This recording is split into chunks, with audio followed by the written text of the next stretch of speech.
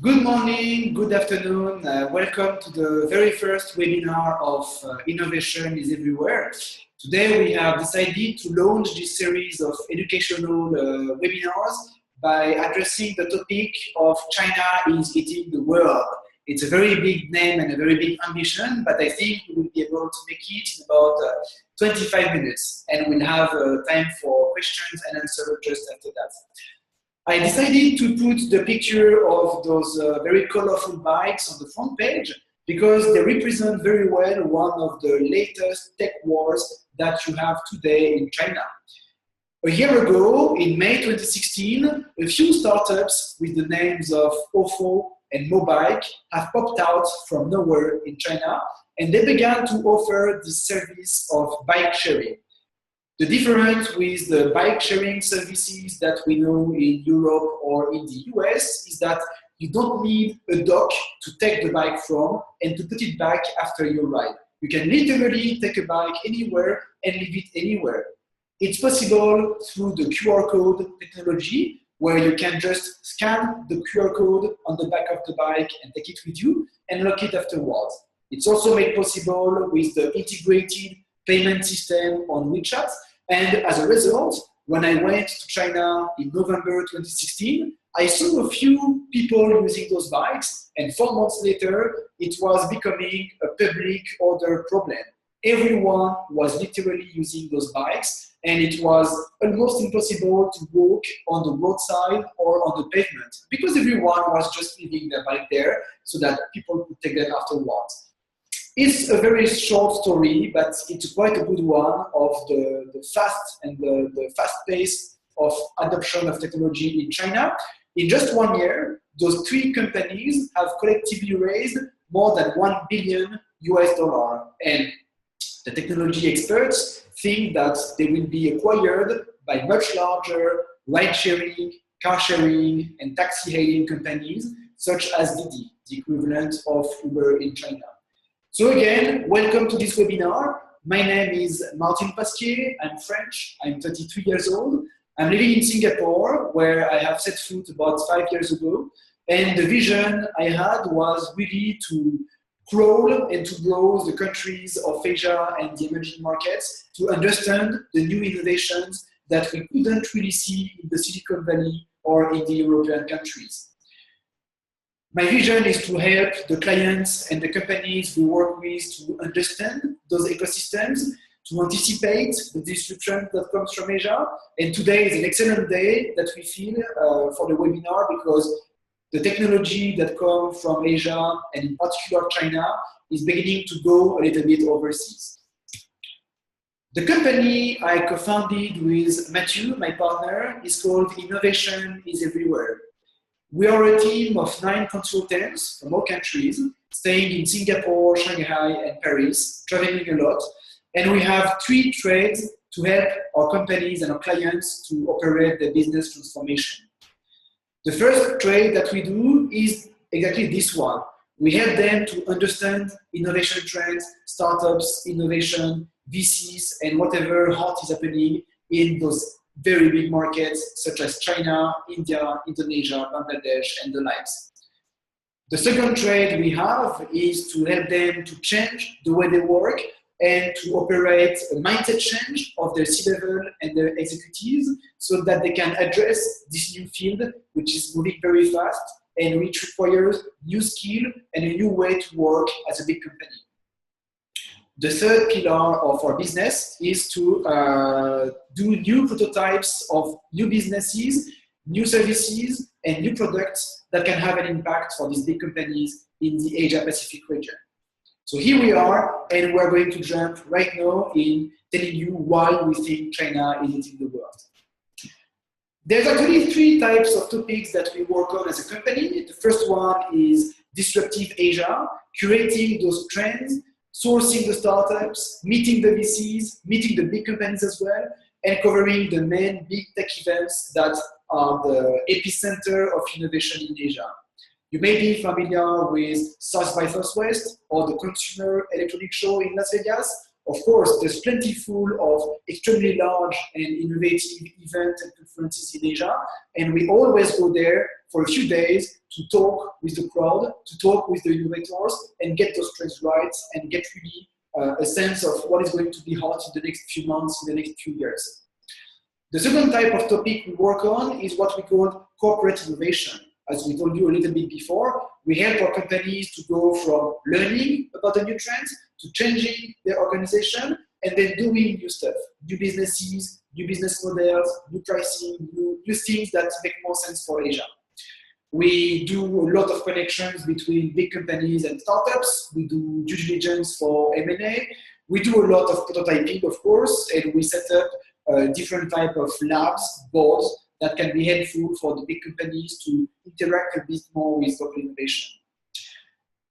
The last thing that we work on, and it's also a big part of our own methodology, is the network of key connectors that we maintain and we expand over the months, over the years in Asia. It's literally impossible to Google new innovation coming from China. You have very little information, and in countries like China, India, or Bangladesh, where the language is not primarily English, you need to have people that can help you to decipher what is hot and what is not. We have about 20 to 30 key connectors in the main countries of Asia, which we can rely on, and they act for us as a source of information, as consultants, as facilitators. They usually work in co-working spaces, in VC companies, in big startups, in big companies, and that's really the main assets that we have today to be able to connect very fast to deep insights of countries that are very hard to Google or to know of from just an online interaction. And we meet and interview a lot of experts, a lot of people that are amazing all over the week so that we get more of this information. I think I've said enough about ourselves, so we are not going to dive into the hot topic of why China is eating the world. I think we can begin very simply by taking the two visions that we think people still have of China and the West. Most people still think that China is a huge factory with a lot of workers that produce a wealth of cheap, affordable goods that are flowing into the Western markets and in the emerging markets. It's partly true, but it's changing very fast. When it comes to innovation, people think that China is the land of copycats, the land of counterfeiting, a land where you just take any idea that works in the country and you make it faster, cheaper, and better. Again, I don't say it was not true, but it's changing very fast, and today the trend is a little bit of the reverse. Similarly, the feeling we have is that many people consider the West as a land of democracy, of parliamentary regimes, with a lot of middle class that consume a lot of products, and also a very big focus on the Silicon Valley and the GAFA, the Google, the Amazon, the Apple, and the Facebook, as the center of innovation that really rule the new innovation in the world. Again, it's a little bit of a cliche which we assume at innovation is everywhere, but when we talk to different people, especially in Europe or in the US, we can feel that those visions are still very strong. The problem is today that in Western countries, the leadership has been failing for the last 2 to 3 years. I don't need to name those two fellows on the upper picture of the slide, but obviously the journey that they take their countries on is not really the one that will be very helpful for their population on the long term. On the short term, maybe, but the wings of globalization being the ones they are, the way those two countries are getting more inward-looking, more protective, is probably not the right answer to whatever is happening today in the world and in Asia. In terms of statistics, we also know that the Western countries have probably reached the end of a very wealthy cycle, and we see now a rising inequality happening in many of these countries with a shrinking middle class and what we call shrinking opportunities. Many people of my generation, and that's also why I'm in Asia and not in Europe, feel that they're not going to make as much or better than their parents. This feeling is very widespread and of course fuels the rise of nationalism, protectionism in all Europe and US countries today. Of course, Asia is not totally blind and deaf to those signals, and they also feel that it's the right time to expose the leadership, and in particular from China. You may have heard that the President Xi Jinping from China has been the only and most vocal defensor of globalization and against the protectionism at the last World Economic Forum in Davos. Similarly, Jack Ma, the very charismatic founder of Alibaba, which is today one of the largest tech companies in China and the world, is also assuming that China is going to grow its own values, its own wisdom, and is on the right path when he looks at the global balance of the world today. He recently said in an interview to CNBC, that he wanted Alibaba, his company, to be literally the fifth country in the world. The ambition of the leadership of China today is a global vision, a global ambition. And of course, it has a very solid statistic basis. If you take a look at the chart at the bottom of the slide, it shows you the growth of the middle class in China, and more interestingly and more amazingly, if you take a look at the projection for 2022, in just 5 years' time, 75% of the urban population of China, people living in cities, will be either affluent, be very wealthy, or from the upper middle class. I'm not sure which class you are in, but there's no country on earth today where you have 75% of people who are upper middle class or affluent. It will generate a lot of new demands for new services, new businesses, new products that we don't know yet of today. It's very important to understand that on one side, the West is reaching an end, and on the other side, Asia and China, as its leading power, is really going overseas and has a lot of work which is building up for the last few years and which is going faster and faster. We're now going to dive into a series of vertical industries where we feel that China is eating the world. And the first one, which is maybe the most famous, is e-commerce and O2O, which stands for online to offline. If you just take a quick look at the statistics, the size of the e-commerce and mobile commerce market in China is just tremendously big. Yes, the country of China is big as well, but not all of the 1.2 billion Chinese citizens are today able to do mobile commerce. There's probably at least 50% more potential in that country in what we call the second, the third, and the fourth tier cities. Cities which are below 5 million, below 1 million people, and there are a lot of them in China, which are still onboarding on the process of mobile payments and mobile commerce. It's really very big. The startup that we have decided to select for this slide is the one that you can see on the bottom of the slide. It's called Dmall. So don't mix up with Tmall, which is the giant e-commerce platform from Alibaba. Dmall has been founded 2 years ago by a former executive director of the Chinese telecom company Huawei, and he has visited $100 million in seed funding. It's a huge amount of money, and the value proposition that he has is to transform any retail outlet, any supermarket, any small shop, any convenience store which is 2 kilometers around your phone at the moment of the purchase into a gigantic warehouse. Let's say you are a Chinese father, you come back from work after a long day of work in a very jammed and congested city. If you want to do your grocery, you don't want to lose 1 hour to go to the supermarket, to the convenience store, and maybe to the specialty market. This app will help you to buy anything which is in any store 2 kilometers around you, and it will take care of a single payment and a single delivery under 1 hour. The level of convenience which is brought by this online to offline startup is just tremendous, and it's a huge trend in China. A lot of innovation comes from the fact that we need to give more convenience to people there. Another vertical where we feel that China has a lot of advance is when it comes to online content and monetization. If you use Facebook and Google like me, you know that the business model of these two companies is not very original. It's about advertising and selling your data to advertisers. For Google, more than 90% of their huge size of revenues come only from advertising. In China, Most of the big social media platforms are actually generating their monetization strategy from services, not advertising. What you can see on the left of the slide here is a new trend in China called live streaming. Live streaming is not only used by half of the Chinese mobile users today, they also tip the streamers, they give content, they give a gift to the people that stream the content. And you can see on the picture just here that this lady has been granted a gift of this car in a way, which is worth $45 that you can buy as a user. And so she will take 30% of the value of this gift in pocket money.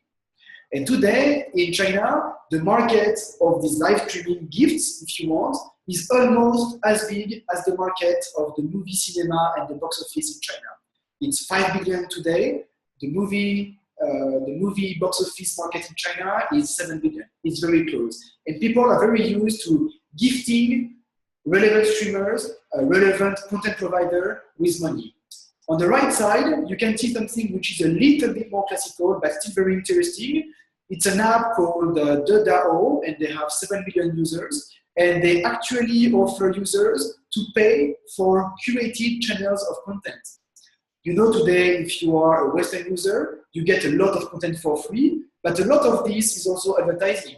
And you also have to suffer a lot of pop-ups and advertising from all around the browser. Here, the value proposition is the one that you are going to follow and to pay a yearly subscription to a key opinion leader that you think is a good curator for the type of news that you look for. So for $30 per year on average, you will subscribe to a channel in the same way that you subscribe today to a newspaper or a TV channel by paying for it in the Western countries. It's of course much more agile, and it's for any type of content, from tutorials to luxury to lifestyle to English format and everything. It's a very big trend. One of the best known technology advances in China is on the mobile payments. I don't know how many times you have paid on a mobile a few things, but it's probably not a lot. In China, you have one major app, which is called WeChat. Think of a mix of Facebook, Grab, Uber, dating, everything is in one app. And WeChat opened its payment platforms a few years ago, so you could just link your bank card and your bank account to the app. And what you can see on the left is actually the number of payments that you can do. So you can do a quick pay. A quick pay is the picture that you can see on the right. It's when you just scan a QR code with your WeChat application, and it will generate a bill which you can pay directly with the phone. It's a hugely popular way of payment today in retail outlets in China. And when I went to Shanghai a few weeks ago, I began to feel a little bit uncomfortable because some shops and some restaurants, they don't accept cash anymore. They tell you that you should have the mobile payment version like anyone. You can also transfer money from person to person. You can top up your mobile phone credit plan. You can pay for the electricity bill.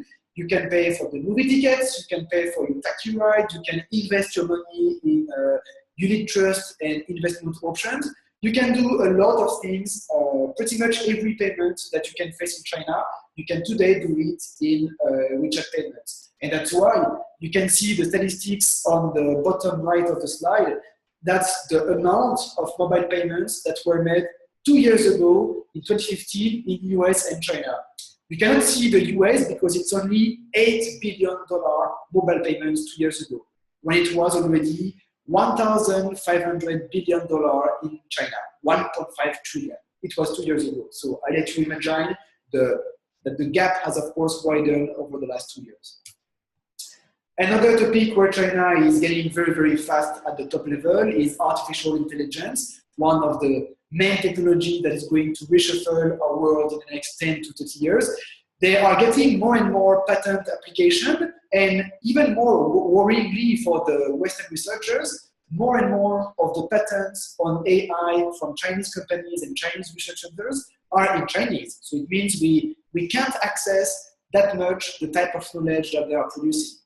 I'm just going to show you two startups which you can see on the right side of the slide. The first one is called iCarbonX. It's a startup from China that has gotten about $500 million in funding, and their job is to gather all types of healthcare data to give you better day-to-day health recommendation for your long-term lifestyle and, of course, improved lifestyle. The one you can see at the bottom is called iFlyTech. It's one of the leaders today globally in text and speech recognition. Many experts assess that they do a better job than the US companies on that voice assistants and it's like the Siri for China, but it works way better. And today they are valued at $6 billion. So artificial intelligence, it's an enormous upheaval for the industries worldwide, and increasingly the biggest innovations are going to come from China. Another field which is more in the infrastructure is about renewable energy. So of course, you know today if you go to China, the conditions of pollution and environmental damage are very big. 1 month ago when I went to Beijing, it was very sunny and very fresh, and I could have my jogging there. And just 2 days after that, they had one of these smog explosion with, you know, very dark scenes. You couldn't see the next building over the streets, and it was, of course, very dangerous for anyone breathing in over there. But the reality also in terms of investment is that China today is investing much more than the European Union on the renewable energy. And they have about $780 billion plan of investment in 2030. In China, this kind of planification of investment is usually turning into reality. So there's a good chance that they're going to turn around their own model and become the leading power in clean tech and renewable energy. The two pictures you can see on the right are the largest floating photovoltaic plant, which opened in the Henan region just last week. And at the bottom, you can see the largest solar field in the world, in the Longshansha Dam. And it's about $1 billion investment that can power up to 200,000 households in that region of China. It's getting very big, and the more news you are going to see are very impressive. My personal bet, if you want to invest, is that you should really buy a house or a flat in a very polluted Chinese city, northeast of China, because my guess and my bet is that in 30 years, it will probably be a very clean area. It goes extremely fast. Robotics and automation is a very interesting trend in China as well. Today, China faces two big issues in terms of demographics. The population is aging very fast, and the millennials, the new generation of students, they don't want to work in factories and in repetitive jobs. So they know that to maintain their industrial power, China will need to robotize a lot of their industries. And they have already taken a certain lead on that. There are about 800 Chinese robot makers today, and they want to dominate the global industries for driverless vehicles and home appliances. The three startups that you can take a look at will be eDeodar. So they produce very high-level industrial robots for just 30% of the price of the same quality in Germany or in the US. The second one is JD.com. So JD.com is the second largest e-commerce platform in China. It's very big, and they really want to get rid of any human work in the warehouses and in the delivery. So they are automating a lot of the processes so that they really rely on very few highly qualified workers. And the third one is Midea, who has bought over, with a little bit of controversy, one of the largest industrial robots makers of Germany for $4 billion. So the goal of China here is to be the #1 industrial robot provider in the world. Today, they are still lagging behind Korea, Germany, and the US, but it will not last. And they also want, in their own country, to increase the robotization level to 90% of all the workforce. It's huge, but again, the markets in China and the demographic trends are a big push for them to automate as much as they can. So we're almost getting to the end of these few slides. I just want to put a little bit of perspective in terms of global vision. You may have heard about this global ambition of the new Chinese president, Xi Jinping. He said that he wants to rebuild the Silk Road, which was a very successful trade route between China, Europe, and the Middle East a few centuries ago. He has put about $1 trillion investment to build the infrastructure, the railways, the airports, the deep sea ports, so that the goods from China can flow more naturally to European markets and the Middle East and South Asia. If you follow this initiative, you will see that the investments are tremendous. And just a few weeks ago, the very first train went non-stop from London to China on just one track. And if I remember well, they did the trip in 15 days, 1-5, which is half the time which is required by a boat transport. So of course, you have less material on the train than on a boat, but it's going to change the face of global logistics. And of course, it's going to put China even more closer to the markets of Europe and the Middle East. What's interesting with the global ambition of China is that their own tech giants are going to be on the front line of this global expansion.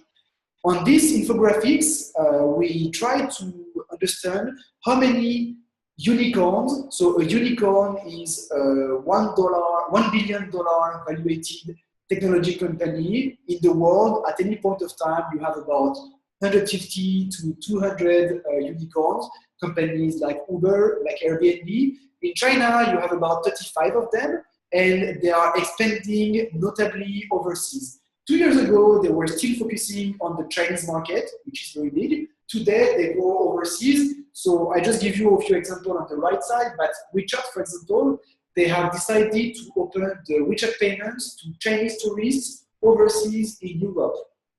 By doing so, they are literally taking over the transaction fees and the payment system for $300 billion of spending amount of the Chinese tourists in Europe. It's a huge amount. It's the equivalent of the European e-commerce market on 1 year. And just by opening this feature, they get back that money and they get back the transaction share of all the amount of spending which is made by Chinese tourists overseas. Tencent, so Tencent is the second largest tech company in China. They are the owners and publishers of WeChat, among others. They have bought the leading healthcare company in India, and they are also making big strides. They have bought 5% of Tesla, the autonomous and electrical vehicle from the US that I guess you know very recently. So again, the switch that I was talking on in the first few slides is really happening now. Whatever was kept a little bit secretly in China the last 5 to 10 years is expanding bit by bit. And as you can see, they have the scale and they have the money to buy everything around. In Southeast Asia, in Singapore, closer to where I live now, they have decided, Alibaba in particular, to take over the e-commerce and the logistics market. Today, they pretty much control the e-commerce market of Southeast Asia, and Southeast Asia is a 600 million population region with very fast growth: Indonesia, Vietnam, Thailand, Philippines, Myanmar. Today, if you were an e-commerce company, I would tell you that it's already too late to come to Southeast Asia. Alibaba is there, and they have both the logistics and the many e-commerce players. Job is done. What can you do? It's a bit of amazing or worrying picture that we give you, but we are definitely convinced that China is on track to be the leading power globally. And in the same way that today you use the Google, Apple, Facebook, Amazon, Microsoft services, we are certain that in the next 10 to 20 years, we will use the Chinese services at the same scale. What can you do? The first thing is to travel to China. Go there once a year, pick any city, go again and see the pace of change and the level of wealth and the level of innovation that is driving this country. It's truly amazing. You can also join the learning expeditions that we do regularly for our clients. We go a few times in the year to Shenzhen, to Shanghai, to Beijing, to the main cities, just to show what are the best innovations, the best VCs, and the best things that you can get inspiration from. And of course, you can follow the events that we cover and the news that we share on our website. We have your email and we will send you regularly some updates, no advertising, just the kind of essence that we get from China when we go there. A second thing to do is to anticipate at home. Chinese tourists and China companies are going to come in every country in the world. So as a business, you should get prepared to meet with people from Alibaba, Tencent, Baidu, and many other companies. And you should ensure that your business is Chinese tourist proof. It's the very first step that you should do. Do you have a payment system that Chinese people can use? Is your website in Chinese? Do you have a hotline or a customer service that can speak Chinese? It's very important. The number of tourists from China is going to grow tremendously. The level of spending that they do is always very, very big. So if you want a part of that cake, you need to ensure that you can post and have an interaction with them. And of course, you can try to be the copycat of China yourself. Copycat, you know, a few years ago, many people were saying that Chinese would only copy innovation from the West. Today, a company like Facebook is openly trying to understand how WeChat got so smart to onboard so many people in online payments. I don't know if you remember, but Facebook has been born in 2006, and they have been trying for the last 8 years to implement a payment system in Facebook and in Messenger. I don't think that you ever paid anything to Facebook, even though all of your friends and all of your brands are there. WeChat has solved this problem, and today they are the leading company in mobile payments. So take inspiration from the Chinese market. They are very user-centric. They really are for mass markets, and it's a big source of inspiration for you guys. So we are coming to an end in 30 minutes exactly, which is not too bad in terms of time management. The next webinar that we will do will be on Friday, 7th of July, Singapore time and French time. We'll do two of them in English and en français. It will be about smart cities in Asia. Smart cities is a very sexy topic as well. You know that Asia is a very populated region of the world, 4 billion people. I think on the top 10 cities, 6 of them are in Asia: Beijing, Shanghai, Jakarta, Mumbai. And there's a lot of challenges to address, from pollution to traffic to safety to energy to innovation.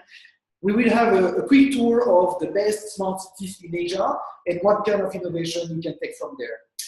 Thanks a lot. This is the end of the presentation, and I will meet you guys just 1 second for the question and answer session. Thanks a lot. It was Martin, Innovation is Everywhere, for the first webinar on China editing the world. Thank you and see you soon. Bye-bye.